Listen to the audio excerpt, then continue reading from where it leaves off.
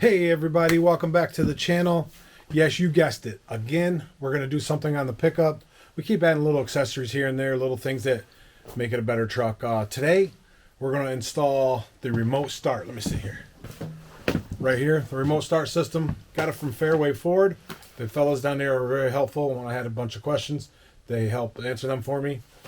This is labeled as a fit to 2018 and 19, but he said it will work back. He's even used on something on a 2013 car or something at work. So we're going to put this on our 17 and we're going to go into Forescan and we're going to try to turn all those things on in there and see how this baby works. Today's the day we definitely could use it. It's only like 15 degrees outside. It's crazy. And these diesels take a while to warm up. You guys know that. So we want to make sure we get a good amount of heat in it before we get running on it. So let's get inside, get that remote start installed, and then we'll go into Forescan and activate it. Okay, if you guys are looking for one of these, this is the part number there for you. Like I said, it will say 18 to 19, but it should fit the older years. That's what he said. And this is the new updated one. I know there's videos out there with a different part number, but this is the newer updated one. That's what he said. Here we are. We're going to get this put in. First thing we got to do, pretty much you're going to do everything under here. You guys really can't see it, but the OBD2 port, we're going to be hooking to the back of that. So we got to unplug it on the back and put in the adapter. I'll show you what's in the box.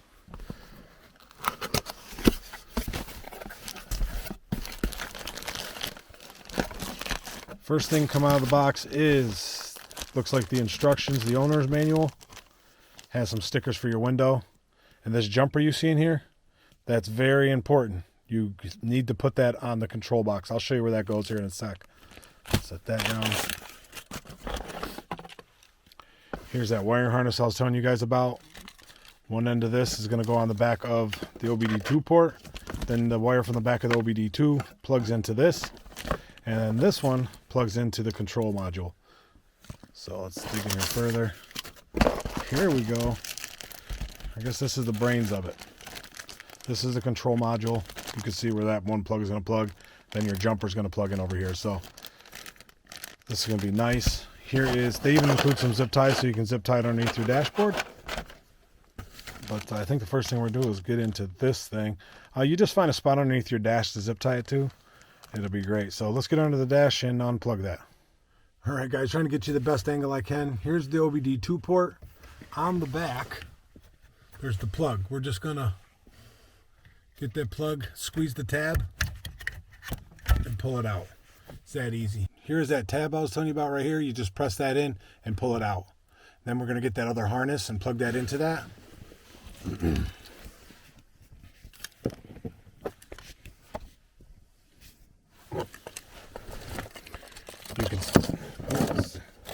As you can see, we got the two ends. This end is the female or the female end. We're going to plug the male end of our adapter into it.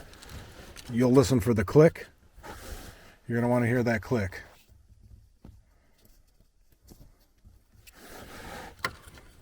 Right here, we'll just plug it in. You want to hear the click. Now we're going to take this other end and plug that back into the back of the OBD2 port. Here's that click again. It's pretty much that simple, guys. And here's that plug that's going to go in the module. We're going to zip tie all these wires up in there. So let's get this module opened up. All right, we're going to get this module opened up, guys. Hope you can see all right.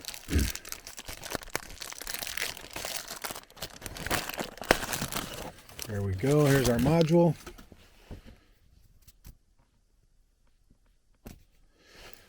As you can see on the end there, there's that plug where we're going to plug in this plug.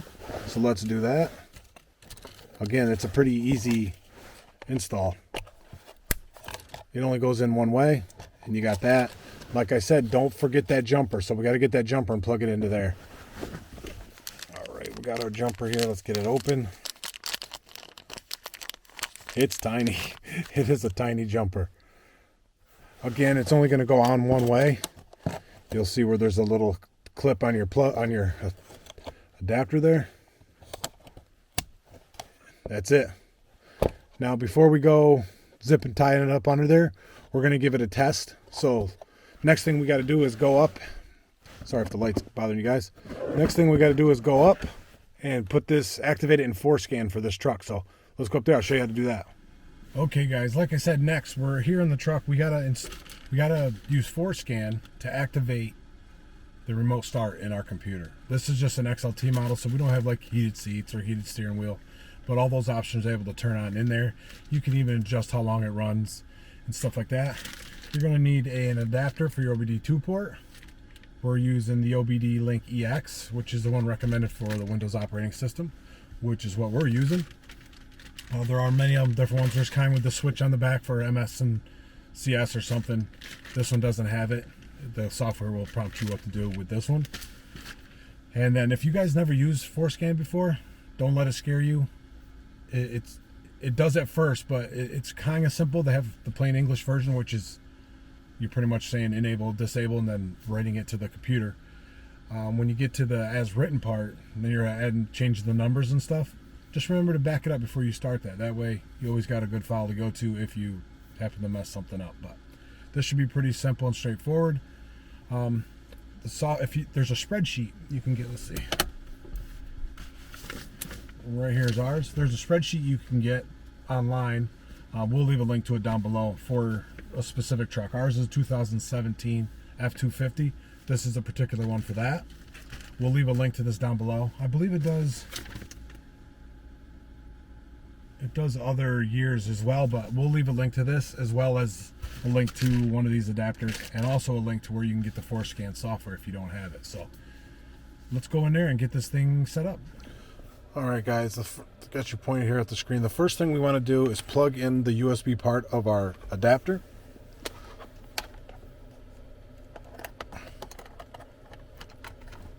There we go. In our particular one, you can see it here. It's turned yellow. If you see on the directions, it'll tell you that if it's yellow, your driver's installed automatically. If it's red, you got to go to a certain link to install the drivers, but ours did update. So now we're gonna plug this into the OBD2 port. Excuse me.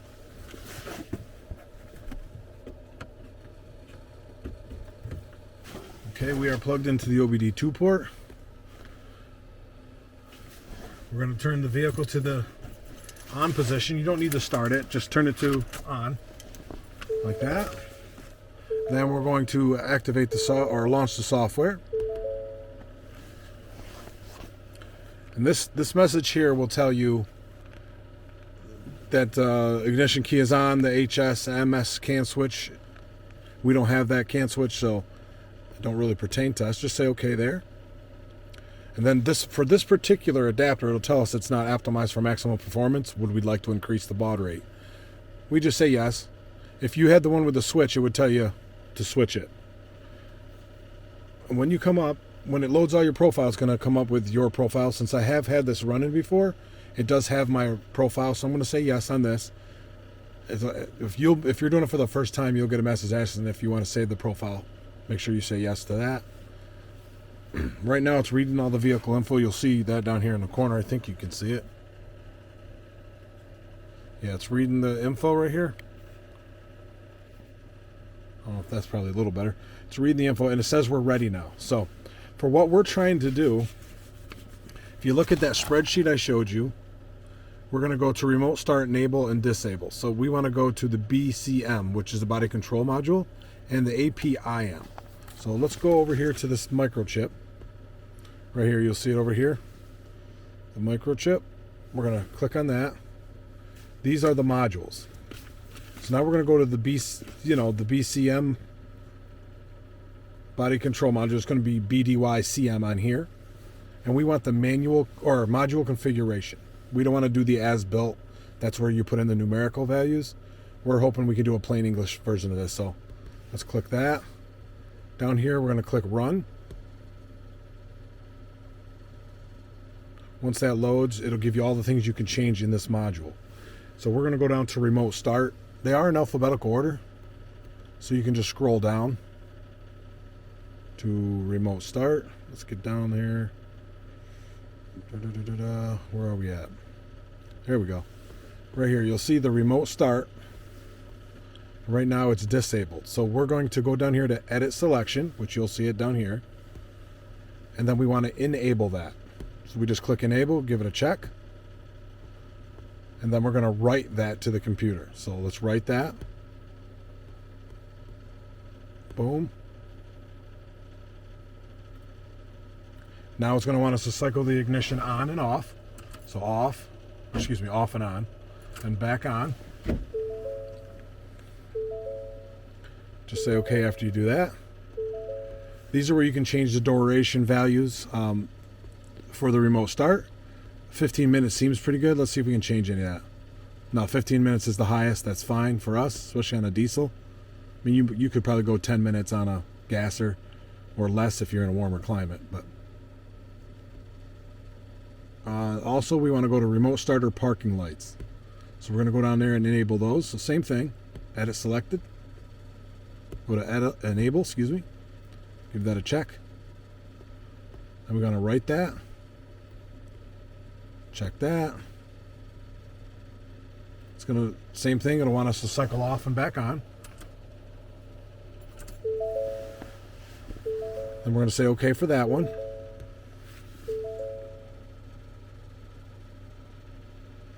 Sorry for the noise. I got a little electric heater in here. The garage propane's out, so we got to go fill that here just in a bit. Okay, now we're going to go to APIM.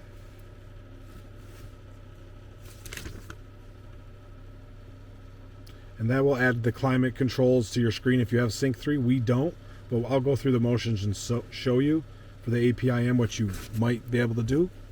So after we're done in here, we enabled everything we need to enable. Like I said, everything for the times, the remote start's enabled, duration is 15, and the parking lights are enabled. So let's go to the stop down here. Then you're going to want to go back up to configuration and programming. Then, like I said, we're looking for the APIM. And that's right above it here. So APIM module configuration. Same thing, press that, press play.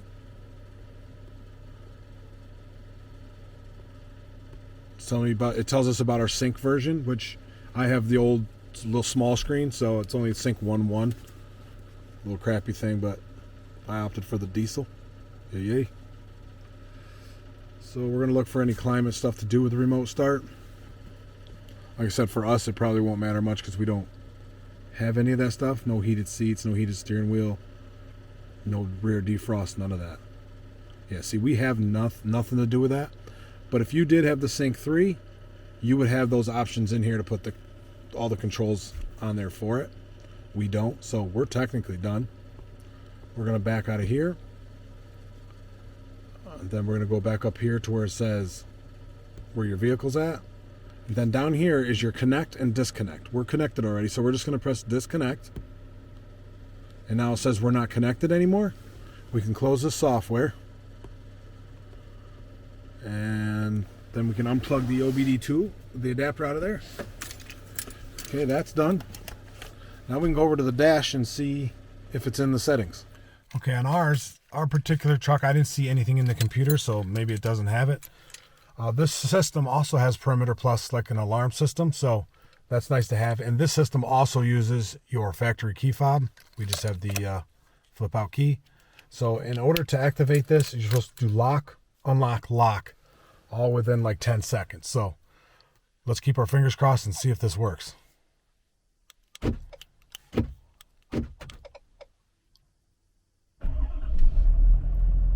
There we go, guys. It started it right up. That is beautiful. So that's it, guys. That's all you have to do. I didn't see nothing in the computer, like I said, but if you have the 8-inch screen, chances are you're gonna see something in there.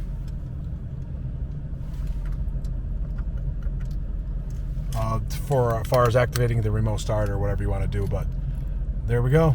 I think it's the same to unlock or to shut it off. It's going to be lock, unlock, lock. There it is, off. That is beautiful, guys. It works great. There we go, guys. Pretty simple job.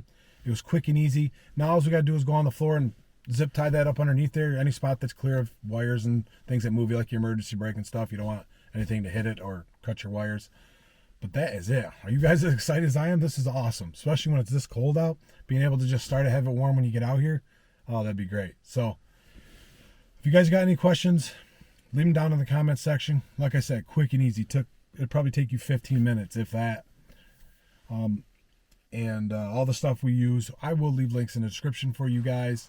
And as always, please like, comment, share, subscribe. Please hit that bell notification. It helps out YouTube algorithm.